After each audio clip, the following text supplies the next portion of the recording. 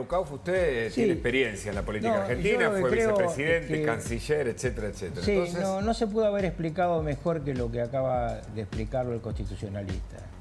Claramente es así, el presidente puede designarlos a los dos por decreto, durante todo el año que viene pueden ejercer su función y terminado ese año calendario parlamentario, si no recibieran la aprobación pertinente, sus nombramientos caen, pero los fallos siguen. Y me imagino que a lo que se refiere el jefe de gabinete es a una posición ulterior que si faltaran.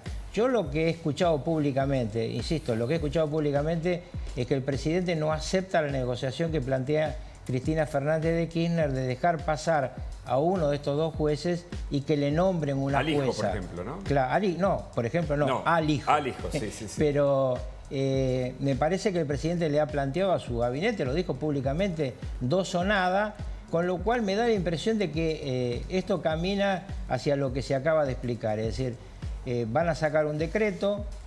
Ojo, puede sacar un decreto sobre esto y sobre otro tema muy importante que está hace mucho tiempo vacante, que es el procurador. Correcto, claro, claro. En todos estos años de Alberto Fernández propuso a Rafecas y Cristina nunca le dio el acuerdo. Exacto, exacto. Entonces él no se animó a firmar el decreto, pero yo creo que es perfectamente factible que esto ocurra y que tengamos estos dos jueces en comisión durante el periodo parlamentario del año que viene. Correcto. Y si no hay acuerdo posterior, esto ustedes tengan en cuenta que en el medio de todo esto que está ocurriendo están las elecciones de octubre del año que viene. Pero entonces, déjame que termine con esto.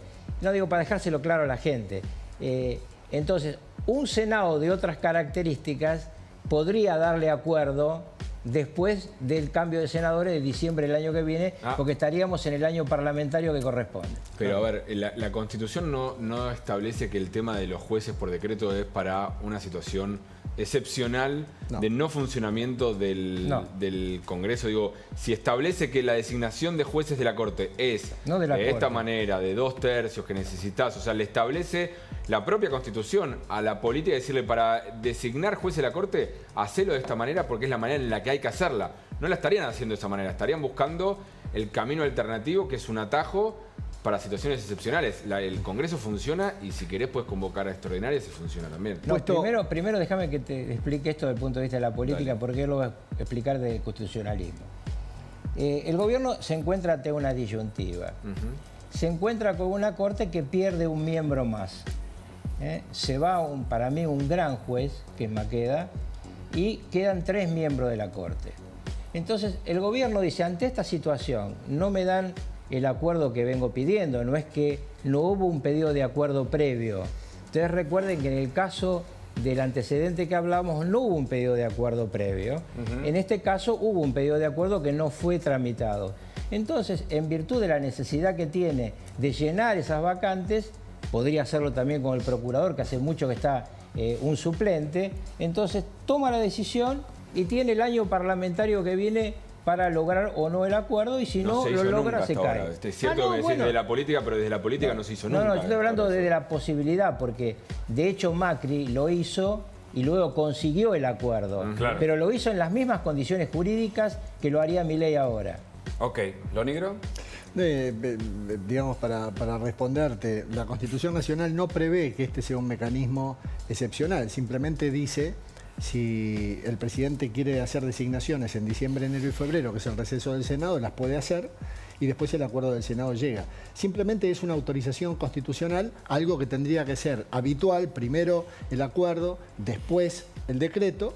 Pero insisto, mientras la Constitución le admita, esto es como los decretos de necesidad y urgencia. Exacto. La Constitución Nacional le dice al presidente, usted no puede emitir disposiciones de carácter legislativo bajo pena de nulidad absoluta e insanable. Uno lee eso y dice, es rotundo. Pero si hay circunstancias excepcionales, si no son temas penales, impositivos, etc., puede hacerlo. Entonces son las reglas generales de la Constitución y las excepciones. Pero insisto, aunque no sea común, no está fuera de la Constitución que el presidente haga esto, así como tampoco estuvo fuera del parámetro constitucional lo que hizo Macri. En un ratito nos metemos en la economía, ya lo veo a Aldo Abraham ahí. En instantes llega el embajador de Israel en la Argentina, Yal Sela. es muy importante el acuerdo que acaba de anunciar el presidente Milei con el Estado de Israel a propósito de lo que pasa en Medio Oriente, ¿no? Y vamos a hablarlo con el embajador. Pero tenemos una información urgente que está relacionado con lo que pasó, ¿te acordás? En la costa con aquel derrumbe. A ver, pero uno de los temas que por supuesto no esquivamos, sino que lo ponemos sobre la mesa de la discusión, y está en la discusión de la Argentina y de la política en particular, es el tema ficha limpia. Y el expresidente Mauricio Macri posteó y puso esto, mirá. En redes sociales, en Twitter, Macri dice: hoy en la sesión de ficha limpia en la Cámara de Diputados quedaron flotando preguntas inquietantes y profundas para el futuro de la Argentina. Y enumera: ¿queremos o no queremos un país sin corrupción? ¿De verdad nos interesa que los corruptos condenados no puedan seguir ejerciendo cargos públicos? ¿O queremos simular y usar esa debilidad como un instrumento de presión en otras negociaciones?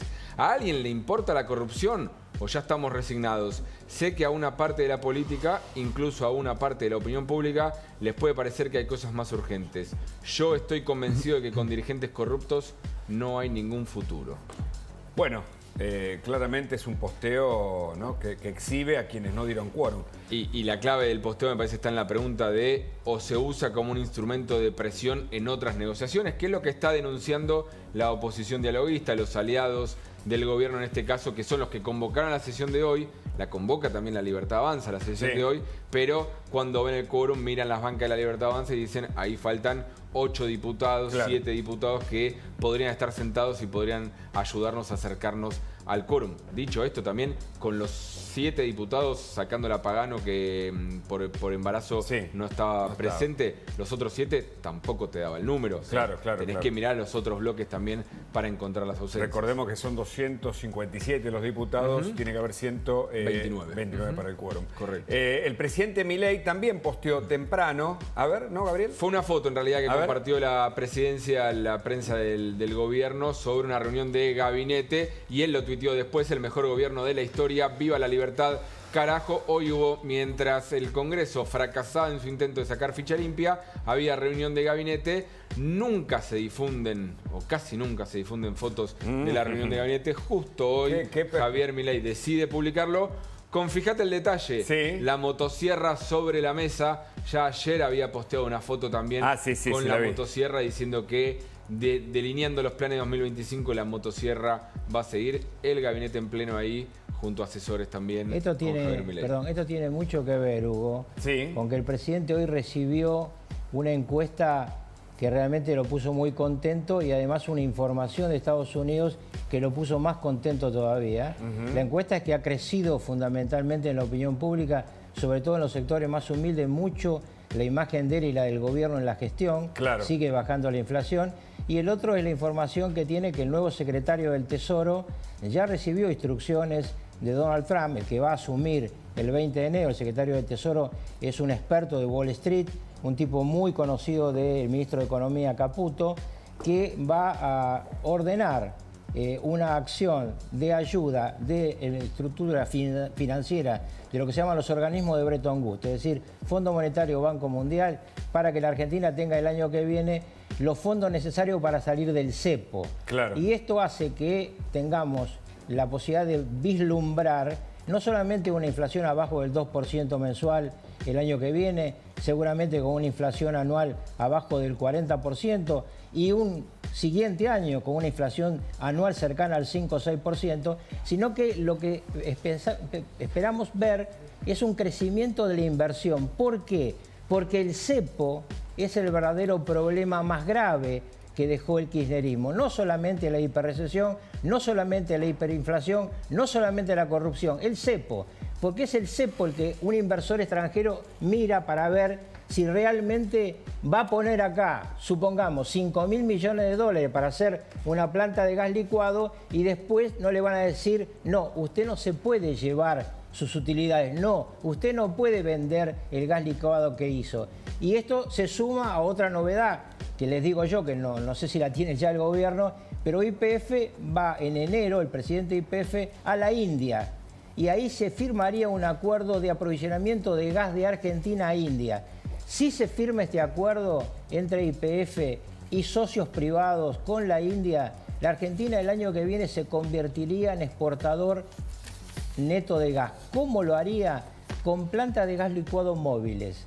Así como el kirchnerismo traía gas licuado por un negociado y lo vendía acá habría una gran cantidad de barcos que antes de que se terminen las plantas harían gas licuado y se exportaría a la India, además del acuerdo que se firmó con Brasil durante el G20. Carlos, si te entiendo bien, vos estás diciendo que esta foto de Milei, mientras fracasa lo de ficha limpia, están festejando que no le importa ficha limpia, le importan los buenos datos de la economía, yo no sé si le importa o no ficha limpia, pero lo que define las elecciones fundamentalmente es si la economía va bien o mal. Si la economía va bien o mal, las elecciones mejoran. Está llegando el embajador de Israel. Aprovecho para decir que el acuerdo con Israel y Argentina es un acuerdo sumamente importante. Tan importante, yo diría, para la Argentina como es nuestro deseo de paz, ya que llega el embajador, del acuerdo que ha logrado con mucho esfuerzo Israel con el Líbano. Ojalá que ese acuerdo Hezbollah lo cumpla. Yo tengo mis dudas. Pero en la medida que los terroristas lo cumplan, es un paso fenomenal camino hacia la paz, porque Medio Oriente, además de Ucrania, son no solamente dos lugares donde se pierden muchas vidas, donde hay muchos dolores, sino donde además la humanidad entera está en riesgo. Absolutamente, Entonces, absolutamente. Bienvenido al embajador de Israel. Bueno, sí, claramente le damos las gracias a Eyal Sela, que está aquí ya en los estudios de La Nación Más. Es un gusto tenerlo. Para comenzar esta conversación, vamos a escuchar al presidente. El otro día, justamente, la Cámara de Comercio de los Empresarios de Israel y Argentina, el presidente anunció un memorándum de acuerdo con el Estado de Israel y lo decía del siguiente modo. Mirá. Estamos avanzando en un memorándum histórico con el gobierno israelí, una alianza bilateral entre dos naciones hermanas, un memorándum en defensa de la libertad y la democracia en combate del terrorismo y las dictaduras. Mientras los kirchneristas hacían un memorándum con Irán, nosotros hacemos uno con Israel. Ellos firmaban pactos espurios de silencio y complicidad en el delito. Nosotros sancionamos alianzas con nuestros semejantes en defensa de la justicia y la libertad. Embajador, gracias por venir. ¿Qué significa este acuerdo con Argentina? Buenas tardes, gracias por la invitación. Estamos dos países amigos con muchos valores en comunes. Como escuchamos el presidente, ambos somos democracias. Israel es la única democracia en el Medio Oriente, o como alguien dice en inglés, desde Marrakech hasta Bangladesh. La única democracia es el pequeño, joven Estado de Israel. Somos país que compartimos los mismos derechos de libertad, los mismos valores de derechos humanos. Así que estamos trabajando, colaborando en llevar a cabo este tipo de acuerdo que refleja la amistad, que refleja los valores comunes que tenemos, y una de las cosas que también tenemos en común es la lucha contra el terrorismo. Ambos somos países que sufrieron mucho de ataques en el pasado del terrorismo. Absolutamente. En la Argentina se sabe que Hezbollah, organizado por el autor intelectual que fue el régimen iraní, provocó al menos 2 atentados, el del 92 y el del 94, en la Embajada de Israel y la AMIA consecutivamente. También se sabe que hay células operando en la región, con lo cual el acuerdo, embajador, para usted centralmente, el acuerdo entre ambos países tiene que ver con la lucha contra el terrorismo. Esos son los dos componentes, la lucha contra el terrorismo y además de cooperación en enfezar los valores que tenemos conjuntos, los valores de las democracias, de la libertad. Estamos también intentando de llevar algunas más cooperaciones en temas económicos. Hay mucho interés de parte de empresas israelíes, de parte de algunos inversores israelíes, de tener más comercio, de tener más fábricas en Argentina, de generar más trabajo. Así que estamos trabajando en esta agenda positiva, digamos, en nuestras buenas relaciones. Es muy importante porque creo que el Estado de Israel es uno de los países que más startups genera, justamente por la inversión en la educación, que más empresas modernas de tecnología propone, y ese acuerdo también económico es una novedad que no conocíamos en detalle. Estamos intentando de hacerlo todo conjunto, pero el acuerdo es más que todo lo que dije antes de los valores conjuntos y la lucha contra el terrorismo. No lejos de acá, sin decir el nombre de una calle, pero muy cerca de donde estamos, hay una nueva empresa israelí que se llama Innovid, que es una empresa israelí que está trabajando en el high-tech, en innovación y genera trabajo a bastantes personas. ¿Y eso es novedoso? Este es una inversión que empezó en los últimos 1 o 2 años, que empiezan acá. Yo estuve la semana pasada en el Valle de Luco, en Mendoza, y estaba muy orgulloso de escuchar de gente que me dicen que hace 30 años no había ninguna viñeda allá. La gente pensó que es imposible utilizar esta tierra porque no había suficiente agua para hacer ahí agricultura o viñeda. Empiezan a utilizar empresas con tecnología israelí de riego a goteo. Claro. El riego a goteo. Y estamos muy contentos de ver que finalmente otro ejemplo más, ¿no? Claro. Hay que contarle a la gente que Medio Oriente está en el medio casi de un desierto. El riego por goteo es una invención, es un descubrimiento que nace de un kibutz o de los llamados kibutzines en el Estado de Israel.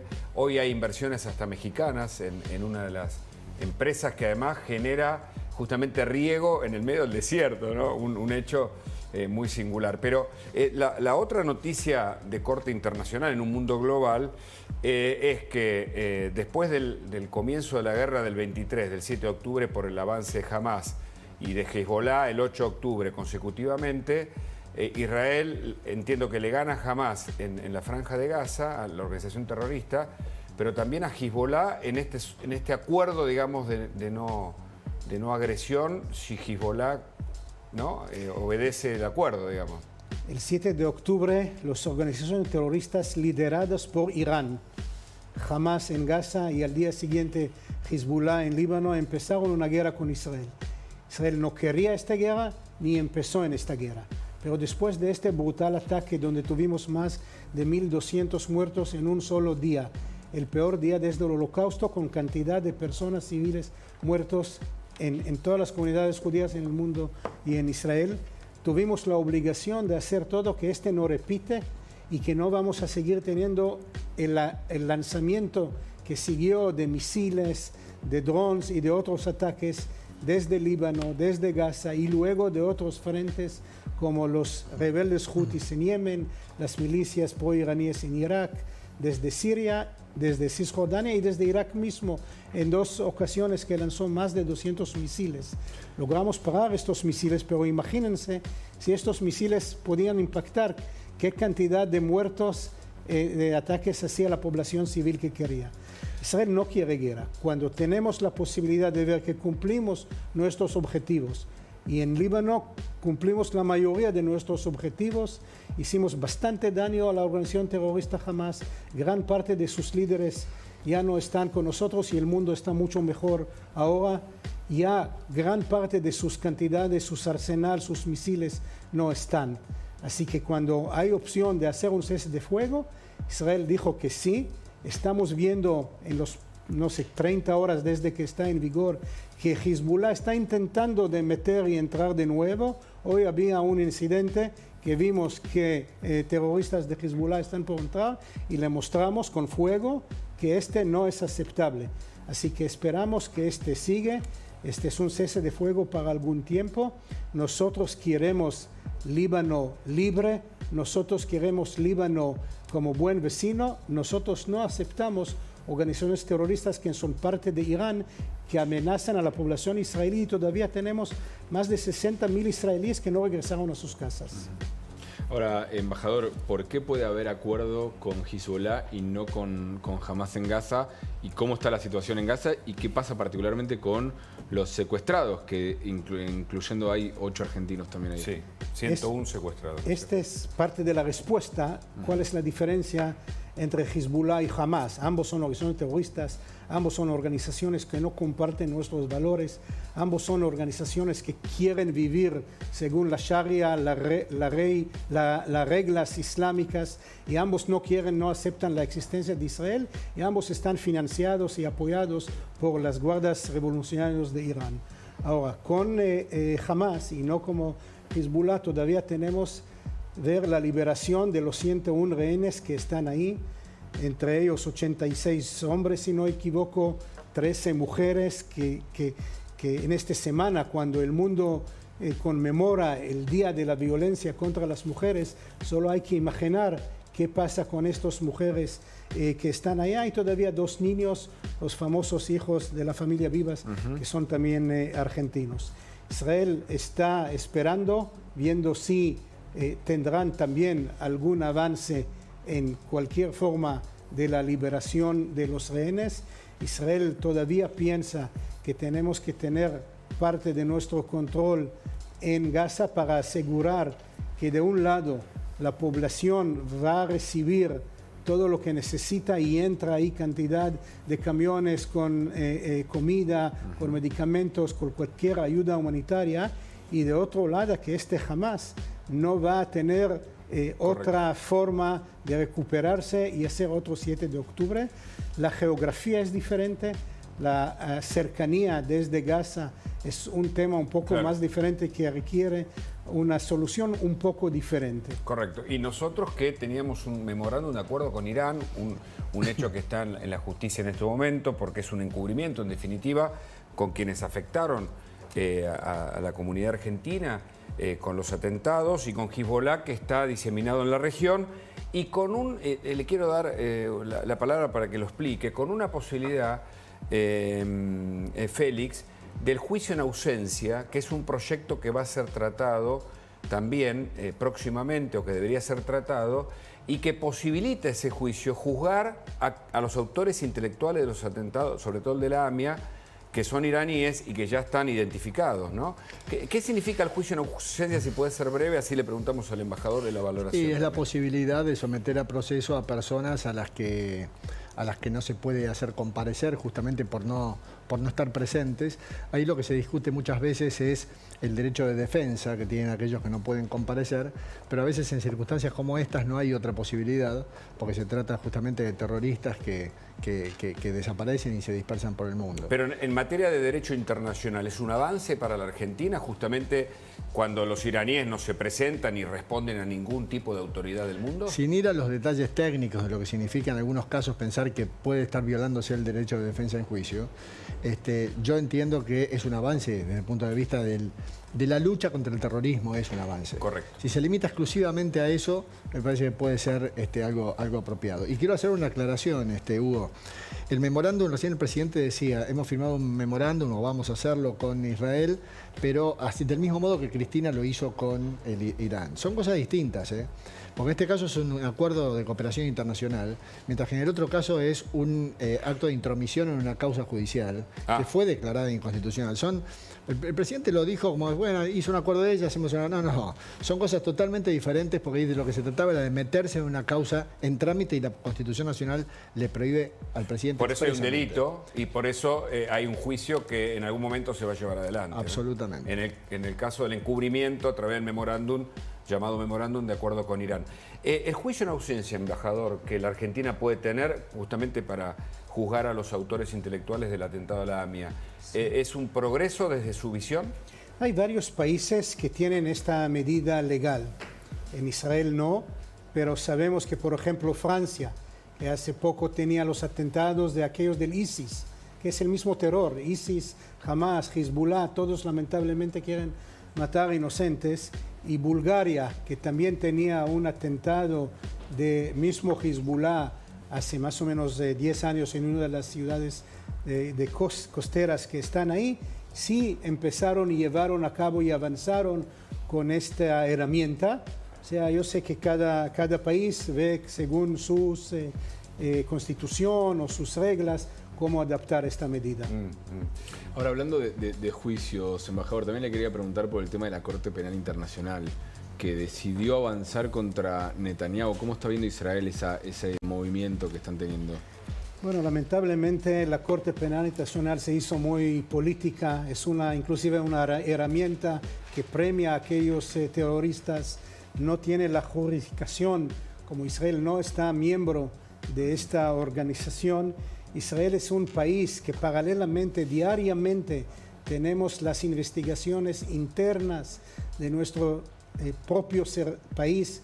Somos país democrático, es la única vez que están contra líderes de algún país democrático. Comprendo que ayer nosotros apelamos sobre este tema. Habían algunos países como Francia, por ejemplo, ayer que ya está diciendo algunos mensajes diferentes.